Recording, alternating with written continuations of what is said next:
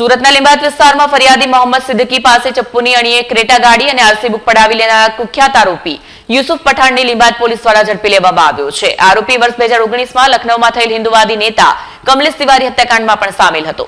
સુરતના લીંબાયત વિસ્તારમાં ફરિયાદી મોહમ્મદ સિદ્દીકી પાસે ચપ્પુની અણીએ ક્રેટા ગાડી અને આરસી બુક પડાવી લેનાર કુખ્યાત આરોપી યુસુફ પઠાણને લીંબાયત પોલીસ દ્વારા ઝડપી લેવામાં આવ્યો છે। આ આરોપી વર્ષ 2019માં લખનૌમાં થયેલ હિન્દુવાદી નેતા કમલેશ તિવારી હત્યાકાંડમાં પણ સામેલ હતો। લીંબાયત વિસ્તારમાં છેલ્લા કેટલાક સમયથી માથાભારે તત્વો સામે પોલીસે લાલાંક કરી છે। લખનૌના બહુચર્ચિત કમલેશ તિવારી હત્યાકાંડમાં જેનું નામ ઉછળ્યું હતું તેવા રીઢા ગુનેગાર યુસુફ પઠાણને લીંબાયત પોલીસે પકડી પાડી તેની શાન ઠેકાણે લાવી છે। જામીન પર મુક્ત થયા બાદ સુધરવાને બદલે ફરી ગુનાખોરીના રસ્તે ચડેલા યુસુફને જે તે ઘટના સ્થળે લઈ જઈ ગુનાનું રિકન્સ્ટ્રક્શન કરવામાં આવ્યું। જે વિસ્તારમાં યુસુફ પોતાની ધાક જમાવતો હતો અને લોકોને ડરાવતો હતો, આજે તે જ વિસ્તારમાં પોલીસ તેને ચલાવીને લઈ ગઈ। પોલીસની કડકાઈ જોઈને માથાભારે યુસુફ નરમ પડી ગયો। તેણે જાહેરમાં બંને હાથ જોડીને માફી માંગી અને કબૂલાત કરી કે હવે પછી ક્યારેય કોઈ પણ પ્રકારનું ગેરકાયદેસર કામ કે ગુનો નહીં કરે। આરોપી યુસુફ પઠાણનો ગુનાહિત ઇતિહાસ અત્યંત ચોંકાવનારો છે। વર્ષો 2019માં ઉત્તર પ્રદેશના લખનૌમાં હિન્દુવાદી નેતા કમલેશ તિવારીની નિર્મમ હત્યા કરવામાં આવી હતી, જેમાં યુસુફની સંડોવણી હોવાનું પણ બહાર આવ્યું હતું। લીંબાયત પોલીસ સ્ટેશનના પીઆઈ એન.કે. કામલિયા અને તેમની ટીમે આરોપી યુસુફ પઠાણને સાથે રાખીને સમગ્ર ઘટનાનું રિકન્સ્ટ્રક્શન કર્યું। ફરિયાદી મોહમ્મદ સિદ્દીકીએ નોંધાવેલી ફરિયાદ મુજબ યુસુફે તેમને ચપ્પુ બતાવી, ડરાવી, ધમકાવી તેમની કિંમતી ક્રેટા કાર અને તેની આરસી બુક પડાવી લીધી હતી। પોલીસે આજે સ્થળ પર જઈને આરોપીઓને કઈ રીતે ગુનો આચર્યો, કયા ચપ્પુ રાખ્યું હતું અને કઈ દિશામાં ભાગ્યો તેની વિગતો મેળવી હતી। પીઆઈ એન.કે. કામલિયાએ જણાવ્યું હતું કે જે પણ આરોપી કાયદામાં રહેશે તે ફાયદામાં રહેશે।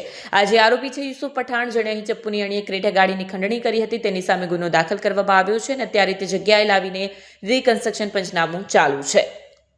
આગળની તજવીજ ચાલુ છે। સુરત પોલીસ કમિશનર સાહેબની સૂચના મુજબ જે પણ માણસ કાયદામાં રહેશે તેને જ ફાયદો છે, બાકી જે ગુનાખોરી કરશે તે સારી રીતે ચાલી નહીં શકે અને શાંતિથી જીવી પણ નહીં શકે।